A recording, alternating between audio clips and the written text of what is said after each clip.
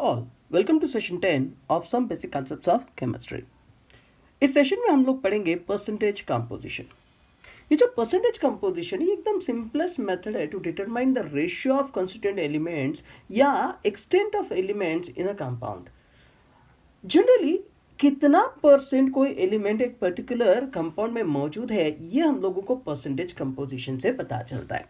मतलब जो भी total amount of mass of a compound है ना, और उसमें कितना amount of that particular element मौजूद है उसको हम लोग बोलते हैं परसेंटेज कंपोजिशन. परसेंटेज कंपोजिशन के लिए हम लोग फॉर्मूला देते हैं mass percent of an element और percentage composition of an element equals to mass of that element in 1 mole of the compound divided by molar mass of that compound multiplied by 100. Example के तौर पे एक compound लेते हैं methane. अब methane जो है, मिथेन में कार्बन और हाइड्रोजन होता है, तो परसेंटेज कंपोजिशन हमको वो कार्बन और हाइड्रोजन दोनों का हम लोगों को निकालना पड़ेगा बाय यूजिंग द फॉर्मूला, जो भी हम लोगों ने फॉर्मूला लिखा था.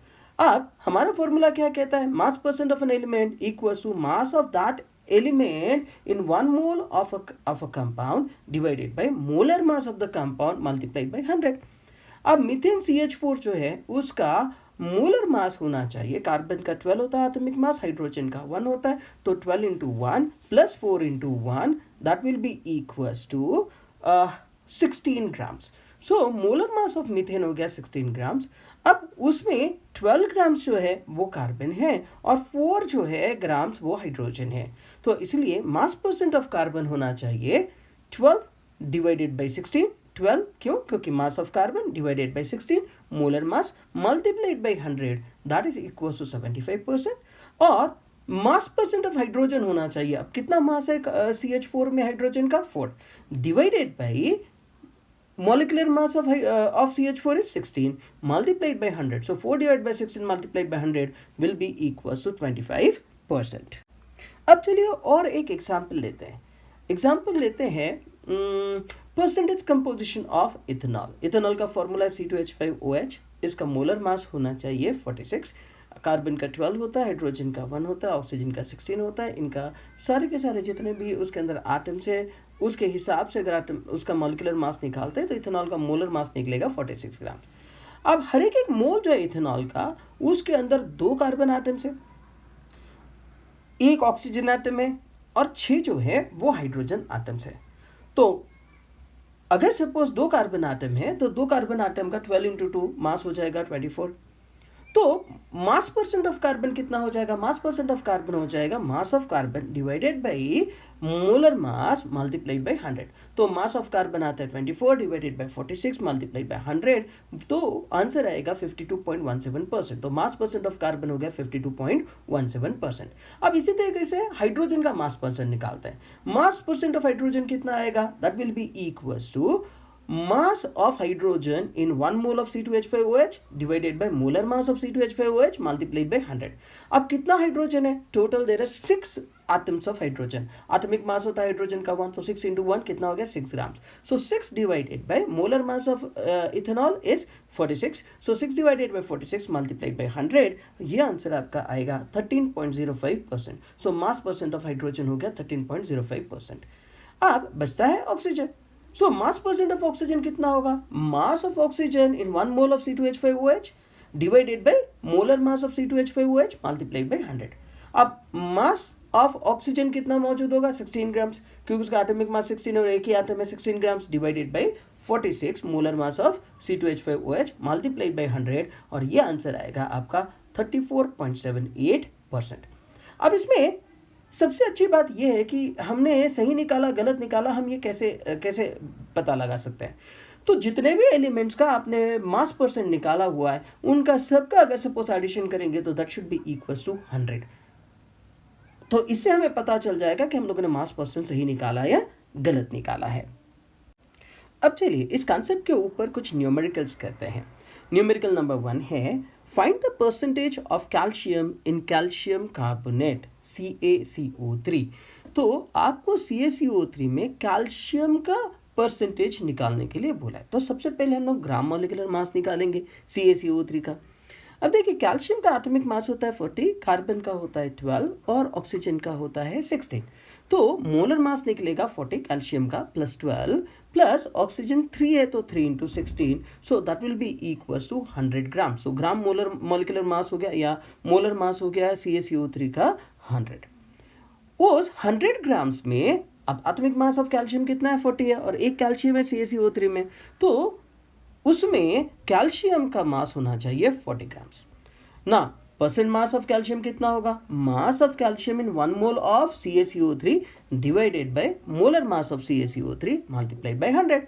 तो CaCO3 में कैल्शियम का मास है 40 डिवाइडेड बाय मोलर मास होगा 100 मल्टीप्लाइड बाय 100, यानी हमारा आंसर आना चाहिए 40%। Isn't that easy? अब दूसरा न्यूमेरिकल करते हैं। दूसरा न्यूमेरिकल है calculate percentage of oxygen in water. तो वाटर में ऑक्सीजन का परसेंटेज हमको निकालना है। मोलर मास ऑफ H2O कितना होगा? हाइड्रोजन का 1 होता है, सो 2 इंटू 1 2 हाइड्रोजन आइटम्स है, प्लस ऑक्सीजन का 16 that is equal to 18 grams. और उसके अंदर ऑक्सीजन कितना है? एक ऑक्सीजन आटम है, ग्राम एटॉमिक मास होता है ऑक्सीजन का 16 ग्राम्स, यानी 18 ग्राम्स ऑफ वाटर में 16 ग्राम्स ऑफ जो है ऑक्सीजन मौजूद है। तो हम लोग अब मास परसेंट ऑफ ऑक्सीजन निकालते हैं। तो मास परसेंट ऑफ ऑक्सीजन कितना होगा? That will be equals to mass of oxygen in 1 mole of water divided by molar mass of water multiplied by 100, यानी 16 डिवाइडेड बाय 18 मल्टीप्लाइड बाय 100, और ये आंसर आएगा 88.88%। अब न्यूमेरिकल नंबर 3 करते हैं। न्यूमेरिकल नंबर 3 है calculate the percentage of sulphur in sulphuric acid. Sulphuric acid का formula क्या है? H2SO4। तो H2SO4 में कितना परसेंटेज सल्फर है वो हमको निकालना है। तो सबसे पहले तो मोलर मास निकालेंगे H2SO4 का। मोलर मास कितना निकलेगा? हाइड्रोजन का आत्मिक मास होता है 1, 2 आइटम्स है तो 2 इंटू 1, प्लस सल्फर का होता है 32, प्लस ऑक्सीजन का होता है 16 तो 4 into 16, that should be equals to 98 gram. और अब H2SO4 के एक मोल में एक सल्फर का आटम है, gram atomic mass of sulphur कितना है? 32 ग्राम्स। इसका मतलब 98 ग्राम्स ऑफ H2SO4 में 32 ग्राम्स ऑफ सल्फर मौजूद है।